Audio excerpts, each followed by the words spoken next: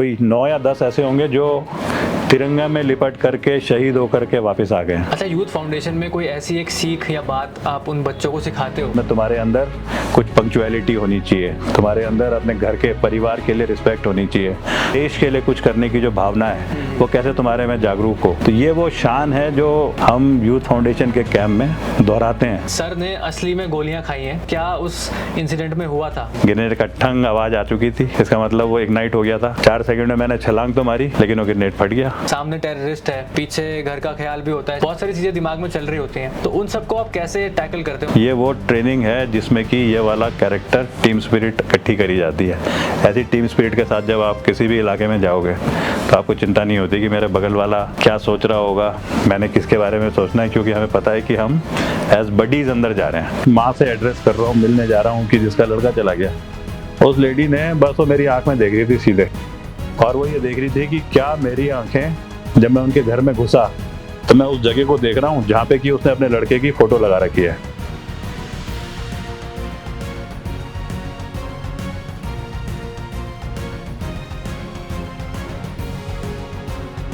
सरहद पर रहकर देश की सेवा करी, लेकिन अब बारी है प्रदेश में रहकर देश और प्रदेश दोनों की सेवा करने की। ये मैं नहीं कह रहा, ये कह रहे हैं शौर्य चक्र, कीर्ति चक्र और विशिष्ट सेवा मेडल जैसे अवार्ड्स और मेडल पाने वाले कर्नल अजय कोटियाल, जिन्होंने 26 साल से ज्यादा अपनी जिंदगी फौज को दी और उसके बाद आज भी सोशल वर्कर और पॉलिटिशियन के रूप में हम सब के सामने हैं। सर, बहुत बहुत स्वागत है आपका वॉक टॉक रेडियो पर, और ये मेरा सौभाग्य है कि आप यहाँ पर आए और आज मैं आपके सामने बैठ के बात कर रहा हूँ।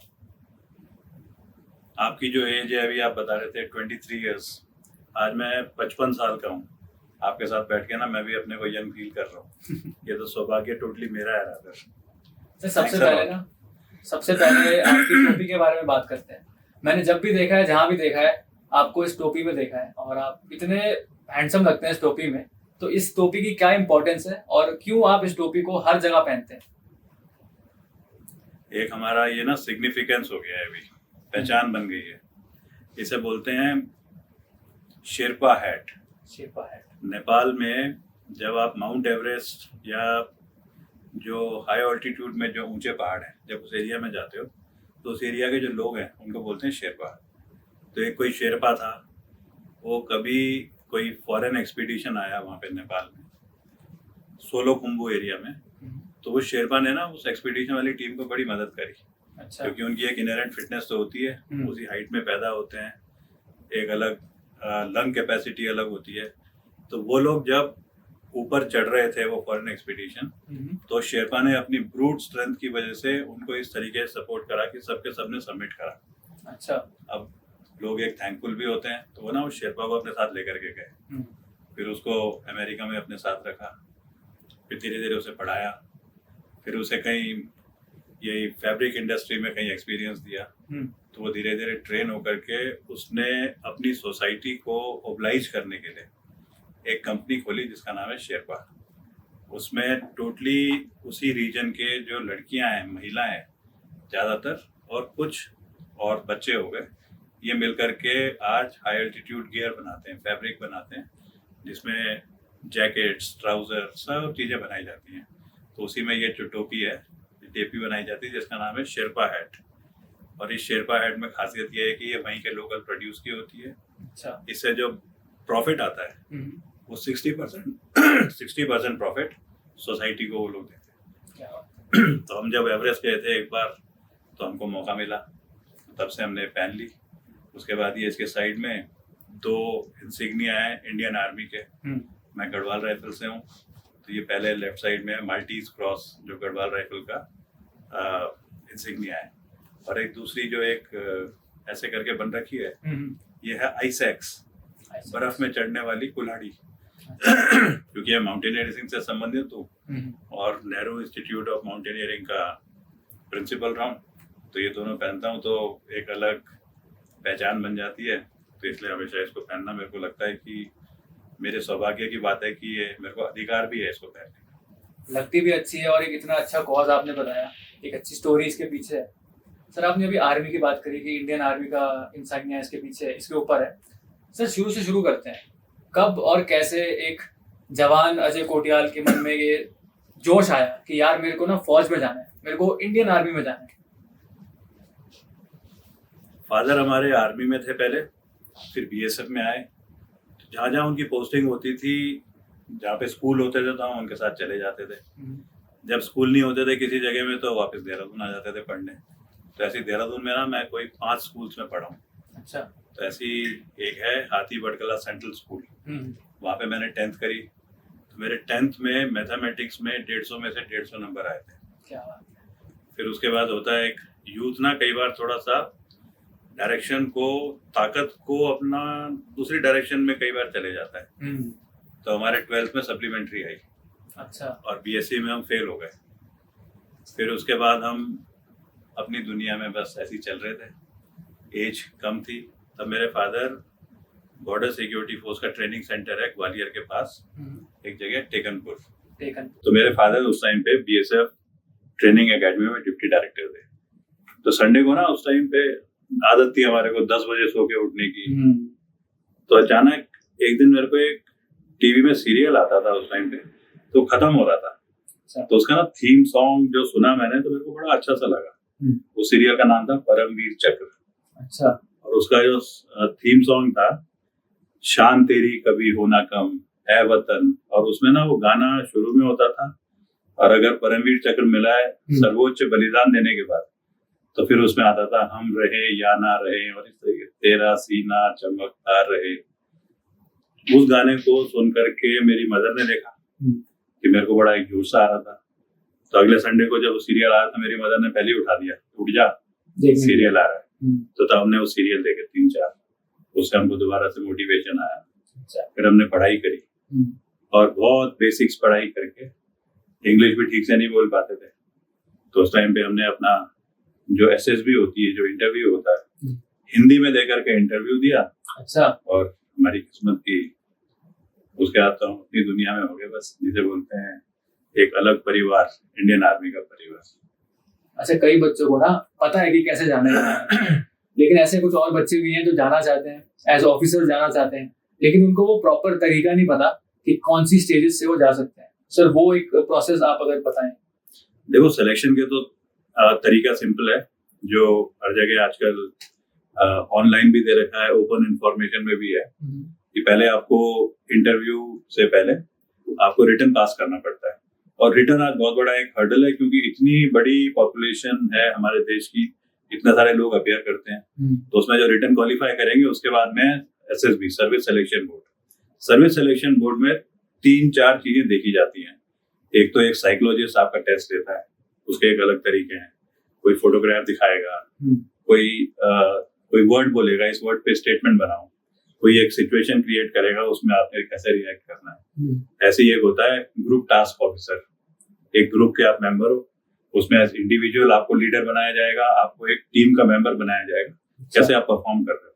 और तीसरा इंटरव्यूइंग ऑफिसर का इंटरव्यू। तो इन सब का कहीं एक बैलेंस जो बनता है, उसके बेसिस पे फिर आपकी मेरिट बनती है, and then you are selected for army as officer. लेकिन मैं एक चीज जरूर बोलना चाहूंगा कि क्या होता है, कई बार आर्मी में जो सेलेक्ट होते हैं, शायद वो और कहीं जाए तो सेलेक्ट ना हो। अच्छा। कई बार कोई बहुत अच्छे सिविल सर्विसेज में सेलेक्ट हो जाते हैं, लेकिन इंडियन आर्मी में सेलेक्ट नहीं हो पाते बिकॉज ऑफ ये जो सिलेक्शन क्राइटेरिया है। तो उसका ना एक तरीका जरूर है, जो मैं समझता हूँ कि मेरे को कोई पूछता है कि कैसे तैयारी करनी चाहिए। मान लो उत्तराखंड है, उत्तराखंड तो वैसे ही आर्मी हैवी है। हमारे देश में बहुत सारे आर्मी के ऑफिसर्स हैं, रिटायर्ड हैं।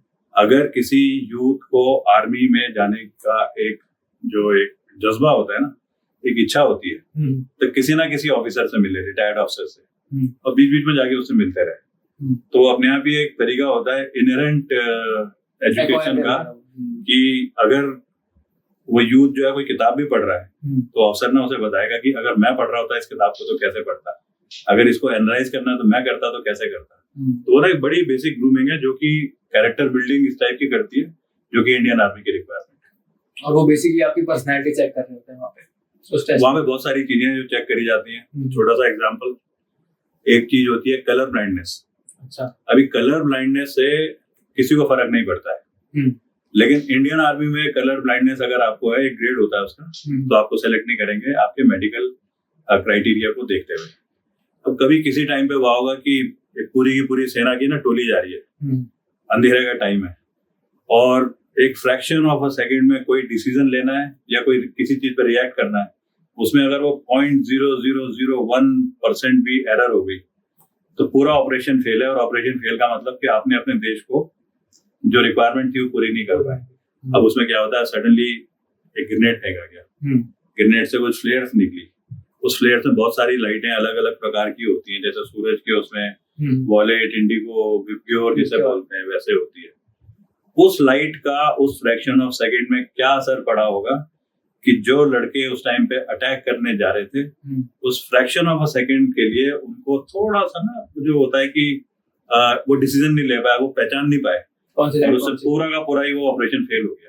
ऐसी बहुत सारी जो प्रैक्टिकल चीजें उनको देखते हुए कई ऐसे एस्पेक्ट्स हैं जो आर्मी के सिलेक्शन में कंसीडर करे जाते हैं। सर, मैंने आपकी ऑर्गेनाइजेशन के बारे में भी सुना है जहाँ पे आप यंग लड़के और लड़कियों को ट्रेनिंग देते हो। सर, ये अपने आप में एक बहुत ही इंस्पायरिंग आइडिया है, लेकिन आप कब इंस्पायर हुए कि मेरे को ना ऐसा करना चाहिए कि यंग लड़के हैं, लड़कियां हैं, उनको बस एक राह दिखानी है, उनको थोड़ी सी ट्रेनिंग देनी है ताकि वो जा सके। तो आप कब इंस्पायर हुए, ये आइडिया कैसे आया? ये ना 2013 की बात है। मैं पहली बार उत्तराखंड में पोस्टिंग आया, Nehru institute of mountaineering Uttarkashi में है, Indian army ministry of defence की इंस्टीट्यूट है। तो इसमें मैं आया था एज अ प्रिंसिपल। तो क्योंकि गढ़वाल का रहने वाला हूँ, पहली बार वहां पे कोई गढ़वाली आया था, तो लोकल्स ने आकर के हमको अप्रोच करा कि आप तो गढ़वाल राइफल के हैं, यहीं के हैं, तो हमारे लड़के को ट्रेनिंग भर्ती कराओ। अच्छा। तो हमने सीधा पूछा कि भाई फौज में तो जुगाड़ चलता नहीं है, तैयारी करो और उससे होगा। तो उनका सीधा क्वेश्चन मेरे को ये था कि सर, हम आपसे क्या जुगाड़ के लिए बात करने आएंगे? आपके अंदर कुछ क्षमता है, हम जानते हैं आप शादीशुदा नहीं है, आपके घर में हम इन लड़कों को रखना चाहते हैं अपने, आप इनको ट्रेन करो। मेरे को भी बड़ा अच्छा सा लगा उनका बड़ा सिंपल हम्बल तरीका है, जो स्ट्रॉन्ग पहाड़ के वाले जो होते हैं रहने वाले उनका। तो उन्होंने अपने 2 बच्चे हमारे यहाँ रख दिए। अब मैंने इनको किसी के साथ लगाया और दौड़ भाग फिजिकल शुरू करा। जब देखा कि इनका फिजिकल स्टैंडर्ड बढ़ रहा है तो फिर हमने टोटल 32 लड़के सेलेक्ट करे आसपास के एरिया से। उनको कोई 3 महीने की ट्रेनिंग दी, फिजिकल ट्रेनिंग।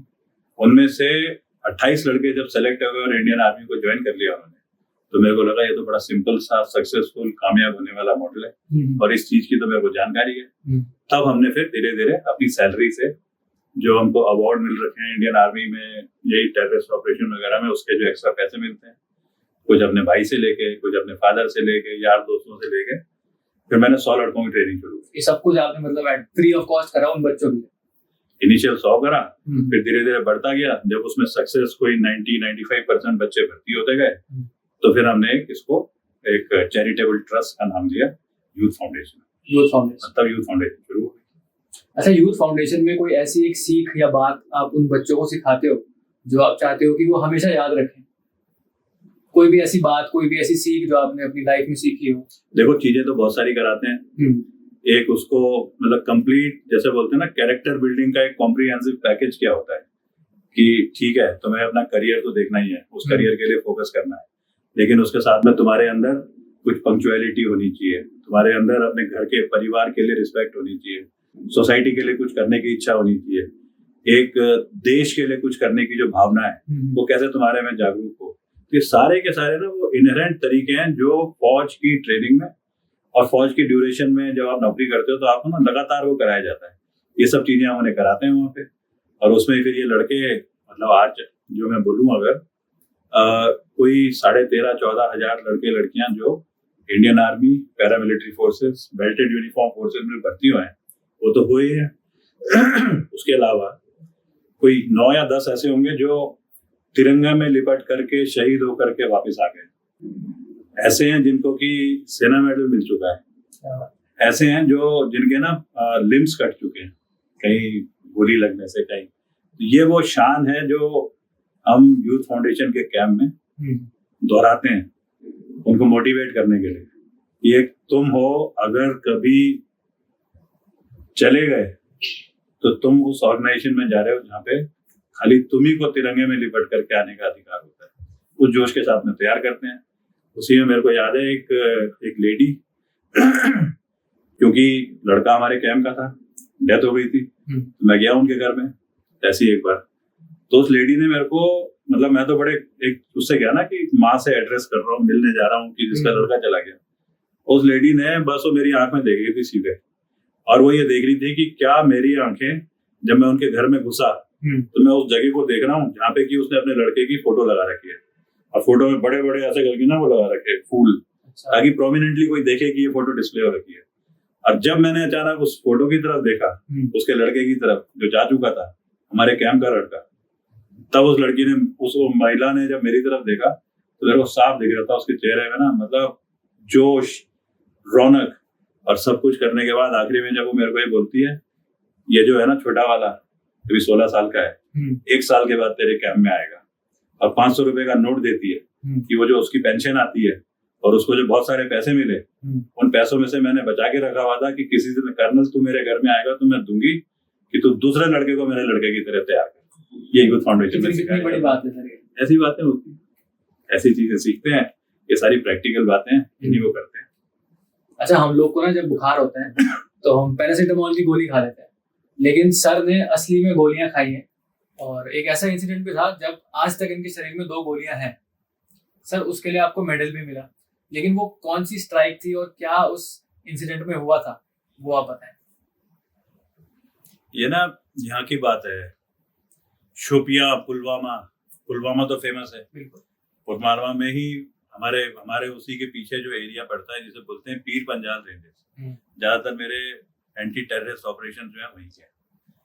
पुलवामा के पास शोपियां फेमस जगह है, उसके पास एक गांव था, उसका नाम है मातृबुक। मातृबुक में घर के अंदर 2 टेररिस्ट थे। अच्छा। रूम इंटरवेंशन ऑपरेशंस में इनकरेज नहीं करा जाता है, क्योंकि अपनी कैजुअलिटी को कोशिश करा जाता है कि ना हो। अब टेररिस्ट के लिए क्या कैजुअलिटी होनी, अगर पाकिस्तानी या चाइना से लड़ रहे हैं तो फिर तो प्लान ही ऐसे होते हैं कि सबके सब शहीद हो जाएंगे लेकिन आगे बढ़ते रहेंगे। तो उसमें जो 2 टेररिस्ट थे, जो काफी देर तक हमारा वो चलता रहा उनके साथ में, तो हमने रूम एंट्री करने की कोशिश करी। अच्छा। तो मैंने इसलिए भी करी कि एक ना थोड़ा सीखने का मेरे को लगा कि काफी देर के बाद कि चलो देखते हैं कि क्या होता है। मेरे को काफी ज्यादा कॉन्फिडेंस भी था कि टाइम हो गया, अब तो ये जा चुके होंगे, खत्म हो चुके होंगे, या उस हालत में होंगे कि कुछ कर नहीं सकते। जब हम सीढ़ी से चढ़ करके उस रूम के पास पहुंच रहे थे, तो तब मेरे को आइडिया नहीं था कि टेररिस्ट भी ना किस तरीके से अपने प्लान्स लेके चलता है। अब वो पड़ा हुआ था, तो हमने पहले तो गोली मारी, यकीन करने के लिए कि डेथ हो गई है, मर गया जब, तो हमने उसे खींचने की कोशिश करी। तब हमें नहीं पता था उसने अपने नीचे ग्रेनेड रखा हुआ है, खुला हुआ है। अच्छा। वो 4 सेकंड थे, मैंने कोशिश करी भागने की, ग्रेनेड का ठंग आवाज आ चुकी थी, इसका मतलब वो इग्नाइट हो गया था। 4 सेकंड में मैंने छलांग तो मारी, लेकिन वो ग्रेनेड फट गया। अच्छा। तो वो ग्रेनेड जो है उसके फिर स्प्लिंटर्स जो थे बड़े बड़े, एक हमारी यहाँ लेफ्ट थाई में, एक राइट हिप में, आज भी अभी भी है। ये हमारी किस्मत है कि कभी कभी जब एयरपोर्ट से जाते हैं तो वो पू पू पू पू कर देता है, तो वो ऐसा नहीं लगता कि ये आकर के हमारा टाइम वेस्ट करेगा। हमें भी थोड़ा सा ना अंदर से मजा आता है कि कर भाई चेक कर, एक हमारे उसमें कर भाई चेक, मतलब वैसे किसी ना किसी दिन जाएंगे, सबने जाना है। हम लोग जिस एरिया के रहने वाले हैं उत्तराखंड के, तो हम लोगों को हरिद्वार ले जाया जाता है पोस्ट डेथ। तो उस दिन कभी एक चिता जलेगी, उसमें जब हमारे को भी जलाया जाएगा तो वो पाकिस्तानी लोहे के टुकड़े टन टन करके जमीन पे गिरेंगे। शायद किसी को पता होगा तो वो उसे सुनेगा, हो सकता है कोई मोटिवेट हो उस चीज से। बिल्कुल सर, मैं तो सुन के हो रहा हूँ सर मोटिवेट, और बहुत बहुत अच्छा लग रहा है बातें सुनकर। लेकिन सर जब वो सब वॉर जोन में होते हैं, जब सामने टेररिस्ट है, पीछे घर का ख्याल भी होता है शायद, और मिशन का ख्याल भी होता है, बहुत सारी चीजें दिमाग में चल रही होती हैं, तो उन सबको आप कैसे टैकल करते हो? मतलब मैं सोच भी नहीं पा रहा हूँ कि अगर मैं खड़ा हूँ, सामने टेररिस्ट है, बंदूक है, और घर में मेरे को अपनी मम्मी की चिंता है, सर वो सिचुएशन कैसी होती है? इसी को बोलते हैं टीम स्पिरिट कैसे डेवलप करी जाती है। जब हम एकेडमी में जाते हैं तो छोटा सा एग्जांपल दे रहा हूँ कि हम एक कंपनी में 50 कैडेट्स हैं, एक कैडेट से थोड़ी सी गलती हो गई। गलती क्या होगी कि कहीं पे फॉल इन है तो वो 10 मिनट लेट पहुंचा, तो उसको सारी कंपनी को रगड़ा लगता है। अच्छा। पनिशमेंट मिलती है। वो पनिशमेंट इसलिए नहीं है कि इसकी गलती है, पनिशमेंट एक कारण और भी होते हैं। आपस में तुम्हारी टीम बिल्डिंग कैसे हो रही है, तो हम ना गाली देंगे कि तेरी वजह से हुआ, अगली बार वो लेट नहीं होगा, हम लेट होंगे हमारी वजह से होगा, वो मेरे को गाली देंगे। लेकिन जो हमें पनिश कर रहा है वो ना कई बार क्या करता है, कहता है कि अच्छा ये बताओ तुम्हारे फॉल इन होने में 15 मिनट लगे, वो जो एक आदमी था लेट हुआ वो आगे आगे कमिट कर ले कि मेरे से गलती हुई है तो हम बाकियों को छोड़ देंगे। अच्छा। लेकिन कोई कमिट नहीं करता है, तो बाकियों से पूछते हैं कि बताओ तुम में से कौन था, उसका नाम ले लो। अगर मैंने आपका नाम ले लिया तो मेरे को सबसे ज्यादा कावर्डिस वाला समझा जाएगा कि मेरे में तो वो कैरेक्टर ही नहीं है।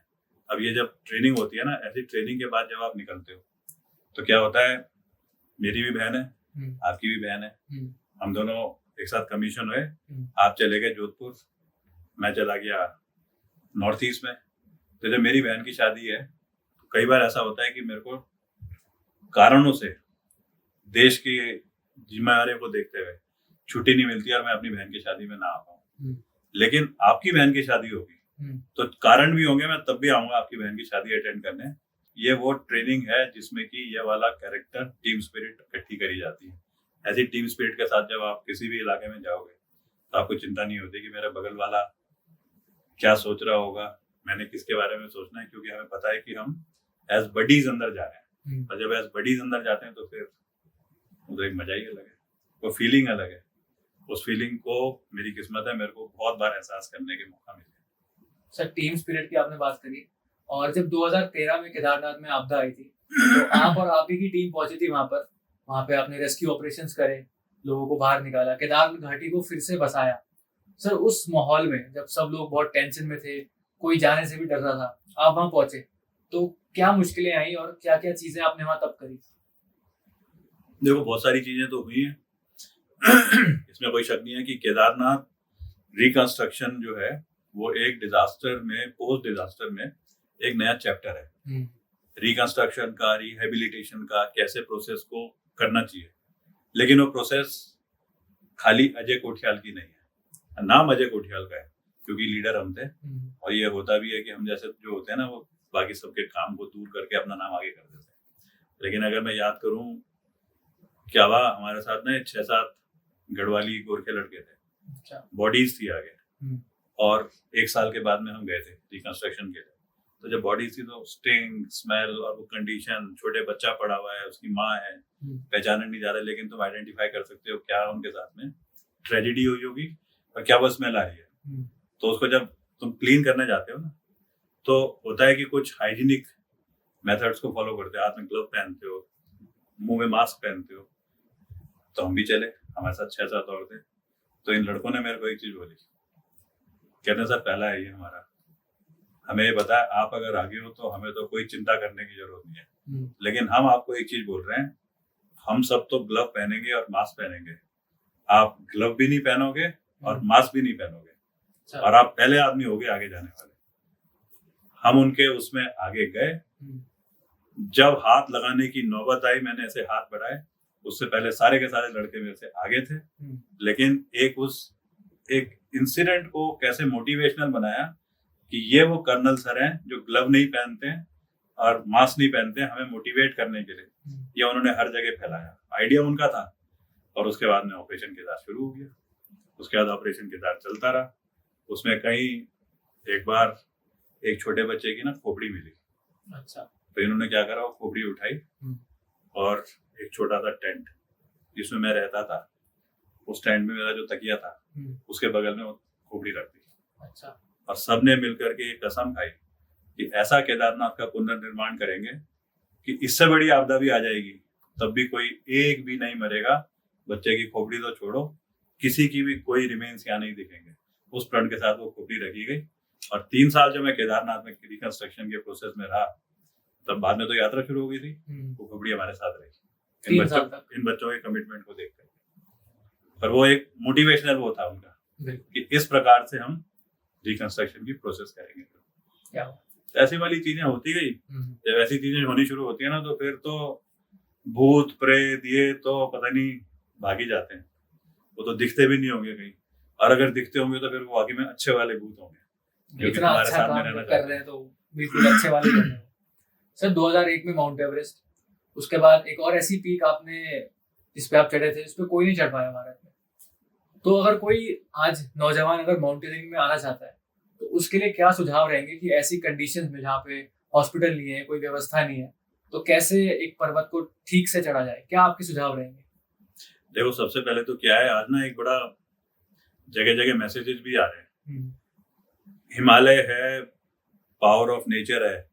हिमालय खुद उसका एक एग्जाम्पल है, देवी देवताओं का स्थान है। यहाँ पे तो नदियों की आवाज सुन के ही आप ना अपने को स्वच्छ सा फील करना शुरू करते हो। ऊपर से पहाड़ के ऊपर जब सफेद बर्फ दिखती है तो एक वो स्पिरिचुअल सा एनवायरनमेंट आता है। हर कोई चाहता है कि मैं यहाँ पे जाऊँ, मैं जाकर के इसको एंजॉय करूँ।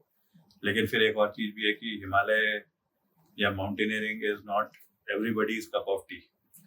तो उसमें ना ये जरूर है, हिमालय की रिस्पेक्ट करने की हमें जरूरत है, पहाड़ों की रिस्पेक्ट करने की जरूरत है। अगर हम जा रहे हैं यहाँ पे तो कुछ बेसिक एथिक्स होती हैं।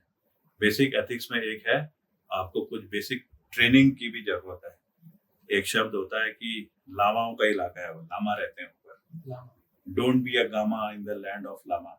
अगर तुम गामा बनोगे ना तो कुछ भी हो सकता है। सबसे पहले तो हिमालय की रिस्पेक्ट करो। थोड़ी सी होता है, कहीं पे भी हम पूजा करने भी जाते हैं तो अपने हाथ धोते हैं, जूते उतारते हैं, तरीके से जाते हैं।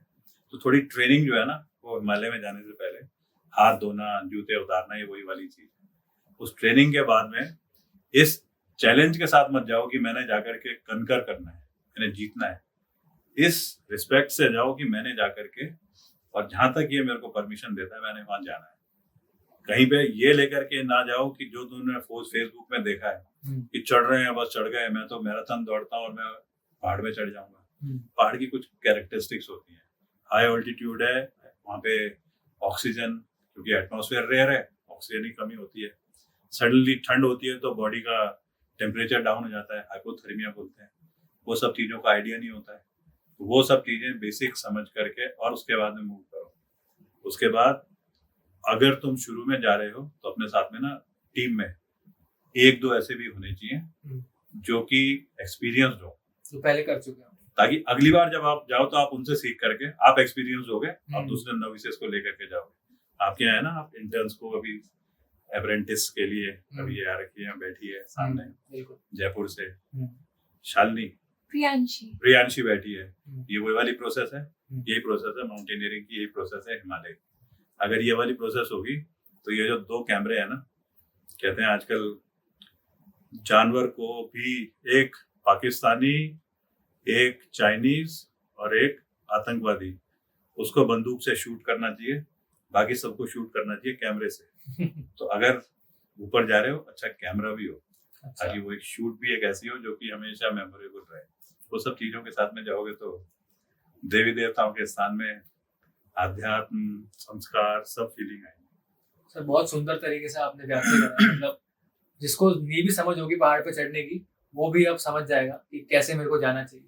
सर कुछ दिनों पहले मैं एक वीडियो देख रहा था जिसमें मेरे फ्रेंड की एक मदर बता रही थी कि आज से 40 साल पहले वो पाकिस्तान से इंडिया आई, लेकिन अभी तक सिटीजनशिप मिली नहीं। लेकिन आपकी वजह से और आपकी टीम की वजह से अब जाके उनको CAA के तहत सिटीजनशिप मिल गई। सर और भी बहुत सारे ऐसे लोग हैं जिनको आज तक सिटीजनशिप नहीं मिली है, तो वो कैसे आपसे जुड़ के सिटीजनशिप पा सकते हैं?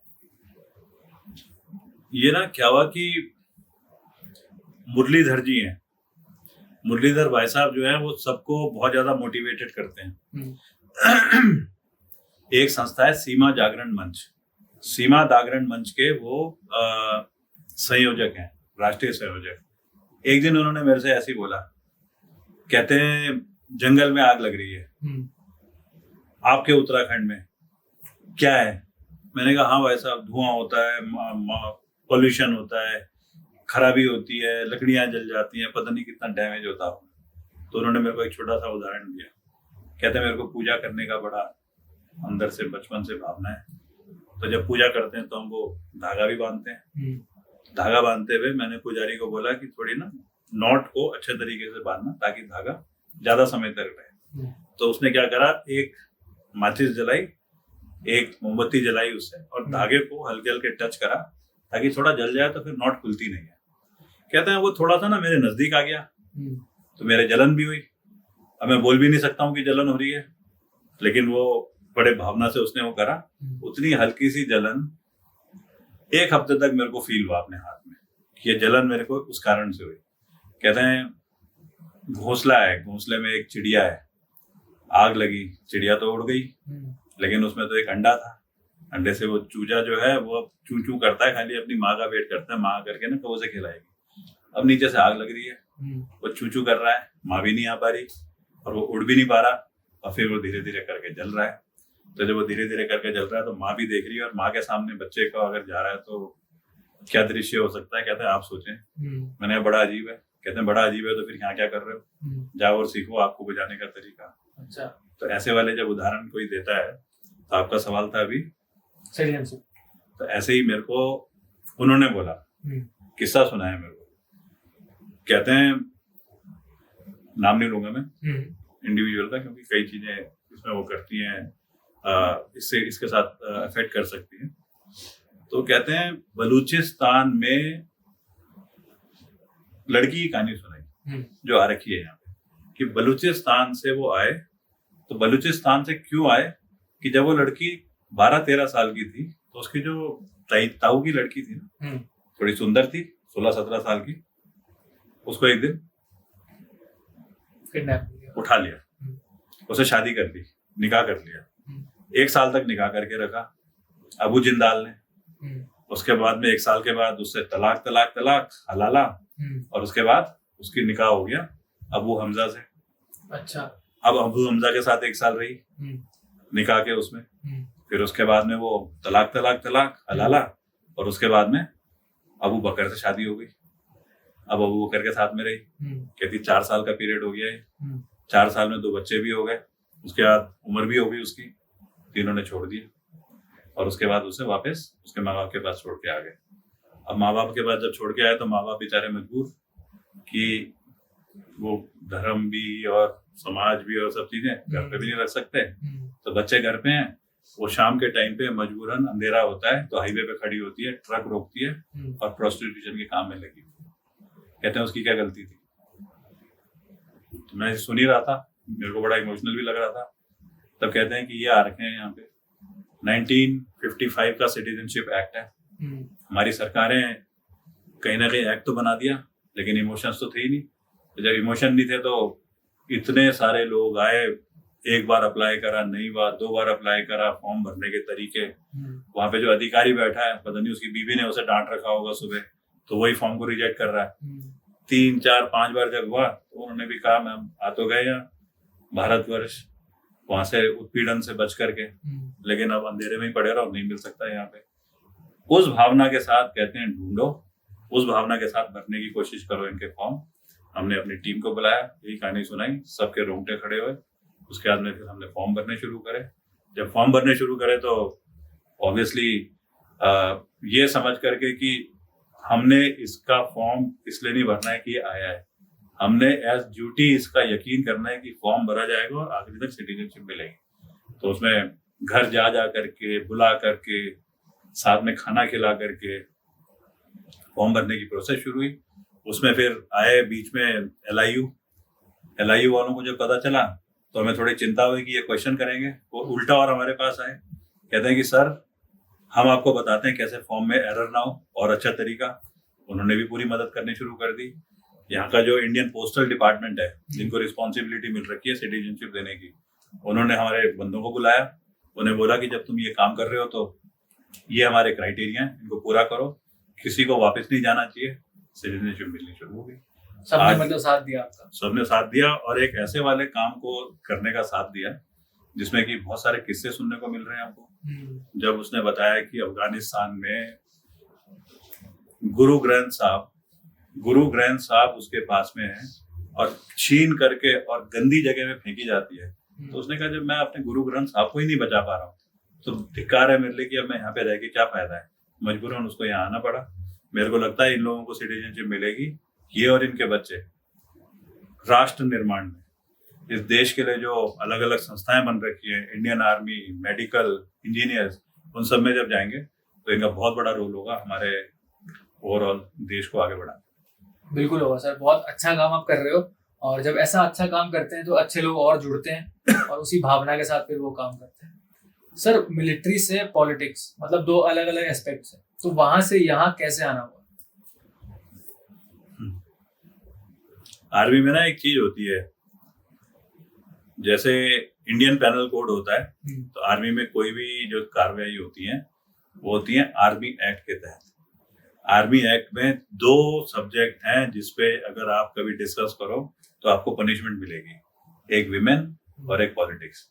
तो पॉलिटिक्स तो हमें कोई जानकारी ही नहीं थी कभी भी, पर मेरे को याद है एक बार जब मैं यहाँ पे NIM में पोस्टिंग आया, जैसे ये अभी बात हो रही थी हमारी कि बच्चों के भर्ती के कैंप चलाए, इतने बच्चे भर्ती होने शुरू हो गए, केदारनाथ पुनर्निर्माण जब शुरू हुआ तो समाज से जुड़ने शुरू हुए, तो हमको दिखा कि बहुत सारी ऐसी चीजें जो एक्सपीरियंस हमने लिए हैं अपनी उम्र में नौकरी के दौरान, और जो हमारी मदर अनफॉर्चुनेटली अभी मतलब नहीं रही, वो जो हमारी मदर की इच्छा थी कि ठीक है हो गया फौज में बहुत कुछ, यहाँ पे आगे करो। तो मेरे को लगता था कि कहीं ना कहीं अपनी जानकारियां और इन समझ को देख करके टीम इकट्ठा करना, टीम को गाइड करना, उनको एक सही डायरेक्शन देना, खासकर यूथ को, वो तो हमें आता है। वही सोच करके हम कई बार सोचते थे कि अगर ऐसा ही करना है तो जो काम आज कर रहे हैं, शायद आज हमने 15,000 बच्चे 14,000 बच्चे भर्ती कराए, शायद हम किसी पावर में होंगे या किसी अपॉइंटमेंट में होंगे, हम वही 15,000 नहीं 15 लाख कर सकते हैं। हमें हर जगह से कहीं ना कहीं कैसे रोजगार के जरिए कैसे वो सिस्टम को ठीक करना चाहिए, वो तो हमें समझ में आता है। अगर वो करना है तो फिर शायद उस जगह को बोलते हैं कुर्सी, राजनीतिक कुर्सी। पर फिर हमको किसी ने, नाम लेने में कोई बुराई नहीं है, अजीत डोभाल जी हमारे नेशनल सिक्योरिटी एडवाइजर हैं, एक बार मैं उनसे जब मिला था, वैसे फादरली फिगर है, मैंने उनसे पूछा था, मैंने सर मेरे को बताइए कि मेरे को क्या करना चाहिए। उन्हें समझ में आ गया, समझदार हैं, उन्होंने मेरे को बड़ा सिंपल सा एग्जाम्पल दिया, कहते हैं देख मैं जो हूँ आज, जितने वेद पुराण हैं, जितनी ये धार्मिक ग्रंथ होते हैं, मेरे को बहुत अच्छे तरीके से आते हैं, मैं पढ़ा सकता हूँ इनको। अगर कोई बच्चा होता है, बच्चे के अंदर ना बड़े अजीब अजीब क्वेश्चन होते हैं धार्मिक, उसमें भी उनका जवाब देना इतना आसान नहीं होता। कहते हैं मैं वो जवाब भी दे सकता हूँ, मतलब इतनी मेरी नॉलेज है, जानकारी है। कहते हैं लेकिन साथ में दूसरा ये है कि मैं तो IB का चीफ रिटायर हुआ हूँ, इंटेलिजेंस ब्यूरो का। अब मैं आकर के कहीं जाकर के कहीं पे ना वो ग्रंथ पढ़ाऊंगा तो लोग कहेंगे ये इस उम्र में पागल हो गया। कहते हैं मेरे को करना क्या चाहिए, मेरे को करना चाहिए अपना जासूसी NSA ये वाला काम, और उसमें जहाँ टाइम मिलता है तो मेरे को जाकर के ग्रंथ भी पढ़ा देने चाहिए। फिर मेरे को बोलते हैं तू अपने को देख ले, 20 साल की उम्र में फौज में चले जाता है, शादी तूने कर नहीं रखी, तेरे को हर जगह जहाँ तेरे कहीं पे भी कोई चीज आती है तो फौज से जुड़ती है, गोलियां तेरे को लग रखी है, ये अवार्ड, कीर्ति चक्र, शौर्य चक्र, सारे जो है ये सब तेरे को जो मिले हैं फौजी को मिलते हैं। केदारनाथ का पुनर्निर्माण करा, लोग बोलते हैं उसे केदारनाथ रिकंस्ट्रक्शन, तो उसका नाम देता है ऑपरेशन केदार, वो फौजी मॉडल में तूने करा। बच्चों को रोजगार दे रहा है, सबसे बड़ा जो सिस्टम तूने बना रखा है वो सारे फौज में जा रहे हैं, गोलियां तेरे लग रखी हैं। कहते हैं अब तू जाकर के बोलेगा कि मैं हेलो नेतागिरी, कहेंगे लोग, हंसेंगे तेरे पे। जो तेरी ये खासियतें हैं उन खासियतों को कंटिन्यू करते रहे, उस बीच में अगर नेतागिरी की बात आती है तो नेतागिरी कर लेना। तो हमारे लिए नेतागिरी वाली जो कुर्सी वाली जो कहानी है ना, ये कभी भी प्रायोरिटी नहीं रहती ना, हम इसको कोई बहुत ज्यादा वो समझते हैं। ये जरूर समझते हैं कि जो काम करने की जो इच्छा है, जो क्षमता है, उनको कंटिन्यू करेंगे और हमारे को मजा ही उसमें आता है। उसी के साथ कभी अगर हो गई राजनीति तो उसमें सिंसियरिटी दिखा देंगे। सर मजा तो मेरे को बहुत आ रहा है आपकी बातें सुन के, और सर मजा तब भी आता है जब आप पलटन में बैठे होते हैं, जब आप सर्विस में हो गए तो आपके कलीग्स हैं साथ में जितने जवान हैं, कोई ना कोई किस्सा ऐसा होता है, कोई ना कोई बात ऐसी होती है जो हमेशा यादगार रहती है। कोई ऐसा किस्सा हो, कोई ऐसी बात हो जो आपको अभी तक याद हो? अब सारी बातें ऐसी हैं जो अभी तक याद रहती है। कोई भी 1-2 किस्से आप सुनाना चाहते हो? अभी एकदम से मैं कैसे बोलूं, लेकिन ये जरूर है कि आज हम सब ना कहीं किस चीज से ज्यादा वो होते हैं। जैसे मैं आगे मतलब इन सारे, मैं ऐसा बोलता हूँ कि इन सब किस्सों का ना निचोड़ बताता हूँ आपको। जैसे कहते हैं कि मेरे साथ एक लड़का था चमोली गढ़वाल का, मेरा बडी, केदारनाथ में काम कर रहा था, उसके बाद में मेरे साथ NIM में था। वो कई बार बोलता था मेरे को कि सर वो पिताजी की तबीयत खराब है, पिताजी की तबीयत खराब है। तो फिर बीच में बोलना शुरू करा कि 75,000 की जरूरत है, एक आध बार बोला, हमने भी कोई ध्यान नहीं दिया। हमारी जो चेकबुक है हम उसमें साइन करके रखते हैं ऐसी कि जब जरूरत हो तो निकाल लिया रुपये। तो वो लड़का चला गया। कोई 2 महीने के बाद पता चला कि हमारे बैंक अकाउंट में कोई 75,000 की एक एंट्री निकल रखी है। तो जब ये एंट्री निकल रखी है चेक करा गया तो पता चला कि वो लड़का लेके गया, अपने आप भरा और लेके चला गया। फिर 2-2.5 महीने बाद पता चला हमको। तो हमको बहुतों ने बोला ज्यादा भरोसा करते हो, ये धोखे खाते रहते हो, अगर धोखे खाते हो तो फिर फायदा क्या है। तो हमने अपनी मदर से पूछा कि क्या करूं। तो हमारी मदर का जवाब था कि तूने क्या करना है पैसे का, तेरे साथ तो इतने सारे लड़के हैं, इतनी सारी टीम है, तेरे को तो आशीर्वाद है। तू ऐसा कर, वो चेकबुक ना उस बेचारे को बड़ी मेहनत लगी होगी निकालने में, किसी और को भी जरूरत पड़ सकती है, घबरा रहा होगा तेरे से मांगने, तो तू चेकबुक को अपने घर के बाहर एक उसमें टेबल पे रख दे। ये देखना कि कहीं बारिश ना पड़े, कहीं उड़ ना जाए वो चेकबुक। जिसे जरूरत होगी ले जा लेगा, जिस दिन खत्म हो जाएंगे अगली बार तेरी तनख्वाह आएगी फिर शुरू हो जाएगा। तो मेरे को उस दिन किसी ने ये बोला, कहते हैं कि आपको एक आदमी कभी कुछ बोलेगा और आप उस पर यकीन करोगे, बाद में पता चलेगा कि उसने तो आप अपना फायदा उठाने के लिए आपको बोला। दूसरा आदमी बोलेगा फिर ऐसे ही होगा आपके साथ, तीसरा आदमी बोलेगा फिर ऐसे ही होगा। कहते हैं ताकत आप में यही है कि 3 आदमी के बोलने के बाद जब चौथा भी ऐसा करने वाला है फिर भी उसके लिए करते हो, 5वां है फिर करने वाला है फिर भी उसके लिए करते हो। कहते हैं वो वाली जो चीज है ना, वही तो एक उसे बोलते हैं सबसे बड़ी गाथा, जो कि सही कैरेक्टर बिल्डिंग कराई जाती है इस देश में, उस ऑर्गेनाइजेशन में जो कि हरे रंग की वर्दी पहनती है और वो उन इलाकों में रहती है जहाँ पे ना फोटोग्राफी होती है, जहाँ पे ना वो चर्चा में आता है। और उसका उदाहरण है 1962 का युद्ध। 1962 के वॉर में चाइना बहुत बड़ी नफरी के साथ में अटैक कर रहा था हमारे देश में। तो एक पलटन थी इंडियन आर्मी की, गढ़वाल राइफल्स की, 4 गढ़वाल। मेरी किस्मत, मैं भी उसी पलटन में कमीशन हुआ बाद में। वो पलटन उस टाइम पे अरुणाचल के इलाके में थी जहाँ पे कि सबसे बड़ा युद्ध हुआ, टेंगा, नूरारान। तो उस टाइम पे जब चाइनीज आ रहे थे तो उस पलटन को बोला गया तुमने आगे डिफेंसेस लेने हैं। अब डिफेंसेस कैसे लिए जाते हैं, ट्रेंचेस खोदी जाती हैं, एक कंपनी की स्ट्रेंथ या एक प्लेटून की स्ट्रेंथ डिफेंसेस में बैठ जाती है। तो उसमें डिफेंसेस की कहीं गहराई ज्यादा होती है, कोई वेपन लॉन्ग रेंज का साइड में लगाया जाता है जो दूर तक मारता है, ऐसे करके वो प्लानिंग होती है पूरी। अब पहली प्लेटून बैठ गई, नहीं पता था कि कितने चाइनीज आएंगे। पहली प्लेटून में थे मान लो 36 लोग, 30 लोग, 35 लोग। वो चाइनीज तो 300-400 आए, तो ये 2 मिनट में खत्म हो गए। तो ये खत्म हो गए क्योंकि इतनी गोलियां चली, तो इनका रिप्लेसमेंट की जरूरत थी। दूसरी प्लेटून भेजी गई, दूसरी प्लेटून चली गई, वहां पे बैठ गई, दूसरी प्लेटून भी खत्म हो गई, तीसरी प्लेटून भेजी गई, वो खत्म हो गई। पहली प्लेटून को नहीं पता था इतने चाइनीज आएंगे, चली गई मान लो। दूसरी प्लेटून को भी मान लिया कि नहीं पता था, वो भी पहुंच गए। तीसरी प्लेटून को भी नहीं पता था, उसके बाद चौथी और 5वीं को हो ही नहीं सकता कि ना पता हो, लेकिन पता होने के बाद वो जाते रहे और बैठे रहे और उसके बाद में लड़ते रहे और मरते रहे।